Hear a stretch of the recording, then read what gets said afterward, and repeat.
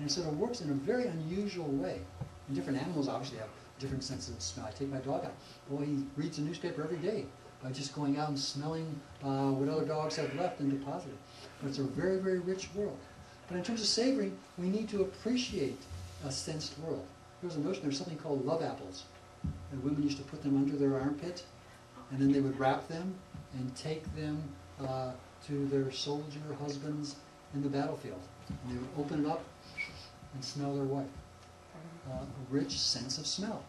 But right now, I guess we have a very strong emphasis on trying to make sure that all of our orifices have no bodily odors. I'm going to try to create something now called ear spray. Don't leave home without your ear spray. My gosh, you don't want your ears smelling funny. We'll spray our ears too, so nothing. Nostrils, everything is totally covered. We censor that. But it relates to a notion of savoring. A strong notion from John Dewey, I think, is a rich sense that the opposite of the aesthetic is not the ugly, it's the anesthetic. If we're not savoring the world, we are anesthetizing ourselves against the world. So how do we get more deeply into our experiences? So one notion of the word appreciate is to savor. Second notion of appreciate, so I can appreciate where you're coming from, which means a type of empathic understanding. And in terms of this empathic understanding, it's vital in education, that we can understand concepts. Understand is a neat word. I can understand. I can stand under something and kind of see how this part connects with this part, which connects with other parts. So any educational perspective has to emphasize understanding, seeing how things fit together. The last aspect of education is bettering. As a result of living an educational life, you should be able to improve your experiences and other people's experiences. That's what it's about. So I created a model that looks at the types of relationships that people have. First relationship that anybody has is a relationship with him or herself. Now look about that nature of the relationship. There's much things you can say about that. But I say a key element of that relationship is how do we talk to ourselves? So in my work, I focus on how people talk to themselves. What do you say to yourself about yourself? We found something interesting, that people will say things to themselves about themselves that they wouldn't say to their worst enemy. And ultimately, I say that's just nonsense. Well, within the group here, let me ask this, in terms of self-talk. How many people, raise your hand if you cannot sing. Raise your hand if you cannot sing. Lies, that's not true. That's not true. Moses, that's not true. You can sing. I didn't say how many people should not sing. But cannot sing. Their hands go up very, very quickly. People have learned somehow they can't sing. Their little voice saying, I can't sing. I'm a non-singer. Lies, lies, lies. So we've internalized these lies, which we then tell ourselves and repeat to ourselves. Actually, I've got this goal that in the year 2012 in London for the Olympics, what they will have there will be the random sample Olympics. The people will just be chosen out of the lottery to represent their country. Okay, here we go up here. You'll be the javelin catchers. They throw that javelin, you've got to catch it. Over here, you're the synchronized swim team. Remember, if one person drowns, you all drown. Those are the rules in synchronized. No, we've got this whole thing that you've got to be an expert at something. No, no, no, no, no. The notion is you engage in something. Actually, there's some interesting work being done now in terms of self-talk and what people tell themselves about themselves as learners. And if you see intelligence as something you either have or you don't have, you tend to be very, very cautious about how you show if you're intelligent. You don't take many chances, because if you're not intelligent, you must be unintelligent. But if you see intelligence as something not that you have to convince other people about, but intelligence is something that you have to cultivate continually by asking questions, by working to understand things, then you take a different perspective in your self-talk. So we focus with people on their self-talk, what they say to themselves about themselves. And as I said, people will say things that they shouldn't say to their worst enemy. One time I was playing tennis with a fellow, and every time I missed a shot, I go, stupid! Dummy! Jerk, jerk, jerk. And I was just learned a concept. When you're an educator and you just learn a concept, you have to teach it. We know that. If you really want to know something, you have to teach it to somebody else. So I was younger then. I jumped over the net, and I said, don't talk like that about a friend of mine. And And the fellow said, I'm talking about myself. And I said, and aren't you a friend of mine? I wasn't quite sure what I was talking about. But when he went home, just like you, when you go, that's what he meant. He said, okay, I'll keep quiet, but just stay on your side of the net. So what we say to ourselves becomes very important. Actually, a very good book in this first level, my model, my lives model, L. This is our lived world. First key word that we have to say within that level is this word. Wow. My point is simply if we're not saying wow to more and more aspects of life, we are not savoring more aspects of life. We are living life with blinders on or with things covering our feelings.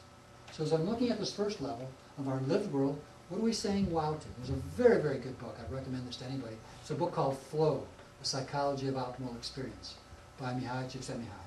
But he talks about how in everyday life you can create flow situations. Flow are when your cognition and feelings are just moving along and you're totally engrossed in what you're doing. What makes flow difficult is if you are overwhelmed, then you become threatened and you're afraid to do things. If you're underwhelmed, you're bored. So a key aspect of getting more of wow in life is to find the right whelm level. And as I work as an educator, I work with people to find the right whelm level. Not overwhelming, not underwhelming. And there's an art form in being able to do that. As you do that, you can start saying more to wow in life. Second is the letter I.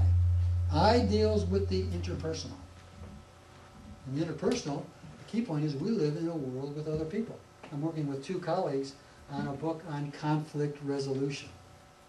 I deal with the concept of inviting conflict resolution.